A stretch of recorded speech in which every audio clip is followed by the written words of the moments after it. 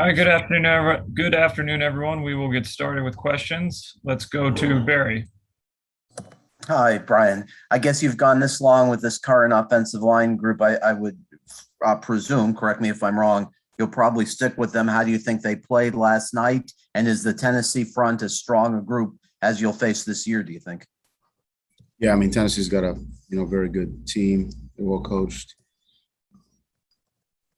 very good front linebackers, um, DBs, backs, receivers, offensive linemen. So they got a good team. Uh, but yeah, certainly from a front standpoint, Jeffrey Simmons is probably one of the top players in the league. He leads the charge there. But they got a lot of good players in the front. It'll be a big challenge for us. I think New Orleans had a good front as well. A lot of good players there. They gave us some issues, some problems, which you would expect.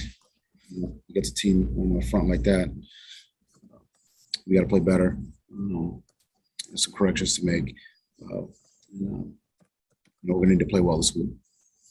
And one other quick thing, any roster moves you expect today with COVID or injury list or otherwise?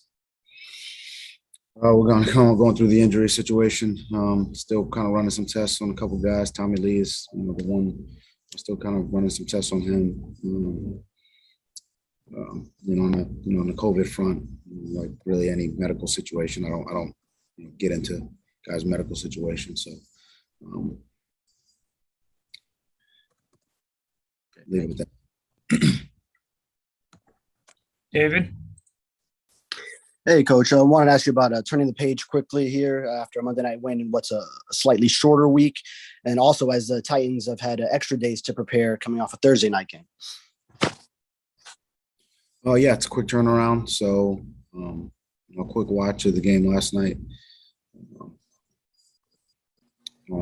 Had probably, probably a lot of our guys had taken a look at Tennessee and gotten a little bit of a head start. But definitely a quick turnaround. A lot of work to do to, get a game plan to put together, offensively, defensively, and in the kicking game. Getting to know their roster, getting to know their players, their coaches. It's a very good team. And I also wanted to ask you about A.J. Brown. Without revealing too much, obviously, is he a guy that demands a greater variety of looks and coverage than what you might normally allow X or Byron to handle one-on-one? Yeah, I mean, he's, one of the top receivers in the league. I think Tannehill's doing a great job of getting him the football. They're scheming things up to get it to him, which as they should, given his talent level. Yeah, he's someone we've got to pay attention to. But they've got other receivers, backs, tight ends, and Tannehill's certainly getting him the ball, doing a good job of leading that offense.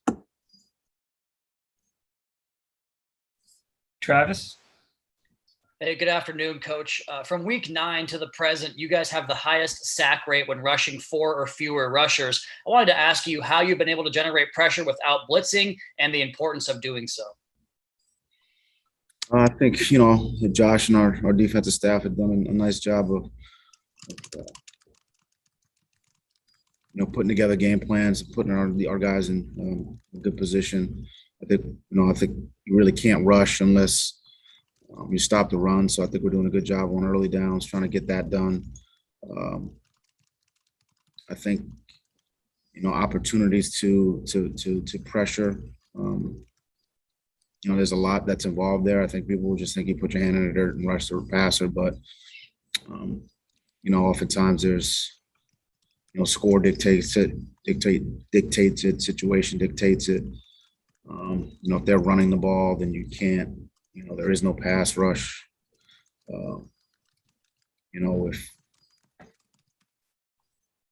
If you're down points, then they're more apt to run it. So there is no pass rush there. So there's a lot of things that goes into it. It's not it's not a 7-on-7 league or just a passing league. So I think as a team we've put ourselves in a position where we created some situations where it's more likely than not that it's going to be passed. I think our guys kind of know and understand that, and if they work well together to try to beat protections and win on rushes. So credit to the players, obviously, number one there. Cam? Good afternoon, Flo. I believe when you first came here, you may have had maybe like a month or two crossover with Ryan here before you guys made a move. I'm curious how you see maybe his game, Tannehill I'm speaking to, his game evolve after he left here now running that offense in Tennessee. I mean, he's a very good player. Good arm, mobile, good command of the offense, make checks at the line of scrimmage. He's a very good player. Joe? Flo, following up on Tannehill, I remember in 2019, you and Chris talked about getting together to discuss whether or not to move forward with Ryan or move on. What was your assessment of Ryan and what went into that decision at that time in 2019? I mean, 2019, it's not really something that's kind of on my mind right now. Like I just said to Cam, with Ryan Tannehill's a very good player.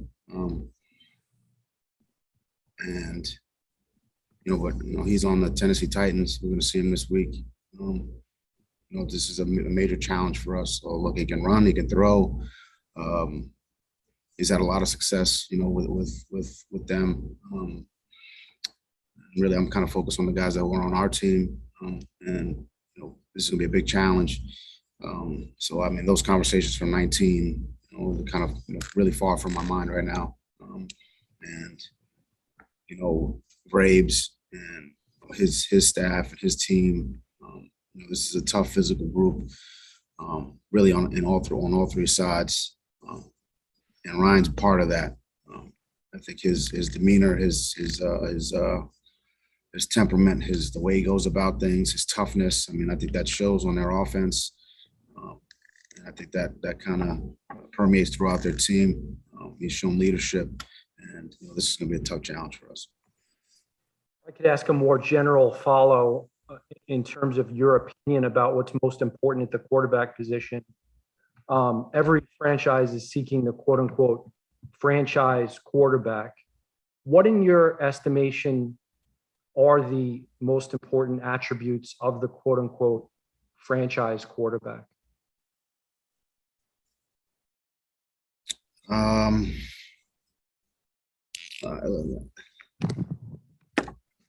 guess, again, another answer for things that are far from my mind. I mean, I'm really on the Titans, but toughness, competitiveness, intelligence, leadership. These are kind of like draft questions, but leadership, accuracy, taking care of the football. So, that's kind of what I think every team's looking for. I think that's what every team's looking for. Thanks for answering the question. Have a good day. Cam? Hey, Flo, I know a lot of people outside of your building probably get obsessed with the big plays, and you don't. So I'm curious from the Jalen Waddle perspective. A lot of attention's been on him recently, but what have you seen maybe inside the building through the weeks where it may not have been as loud about what has got him to this point? Can you ask that question again? Essentially, sorry about that. Essentially, what have you seen from Jalen Waddle inside the building, like behind the scenes, to maybe that maybe has led to some of the recent statistical success that he's had over the last month or so? Jalen's, I think he's done a good job really since he got here, since he set foot in the building. He's tough, he's smart, he's a sponge as far as wanting to learn about the receiver position, want to learn about defensive structures. You're playing them inside leverage, outside leverage, double teams, which you're starting to see a little bit more of now, how to handle those. and he's talented. He's got speed, he's got quickness, he's got good hands. So trying to figure out, different ways to get him the ball, whether he's coming out of the backfield, whether he's running routes, just one-on-one, crossing routes, cross routes, vertical routes. So I think he's done a nice job. If I could follow up briefly there, I know you mentioned Vrabes earlier. I'm curious what the dynamic is for you, a guy that you coached early in your career. You guys are similar age, but you coached. I'm curious what your relationship is and how that may impact how you game plan for him as a coach. I didn't coach Vrabel. I would say he probably more coached me. I was a young guy in New England when he was there. And, he was a player and he was pretty much a coach on the field then. So I certainly didn't coach him. But a lot of respect for him. I think his toughness, his acumen, I think that shows up and you see it, in the way his team plays. There's somebody I call a friend. I'm a great deal of respect for him, and I think they got a lot of guys on their staff who I've worked with. John Robinson, their general manager, Monty Ossenfort. These are guys I kind of came up with in the scouting game. Ryan Cowden. So there's a lot of relationships there with the Titans, I think they've done a lot of really good things over there, in building a team, kind of building the culture. A lot of things that we'd like to emulate. Appreciate you. Last question, Marcel. Hey, Brian.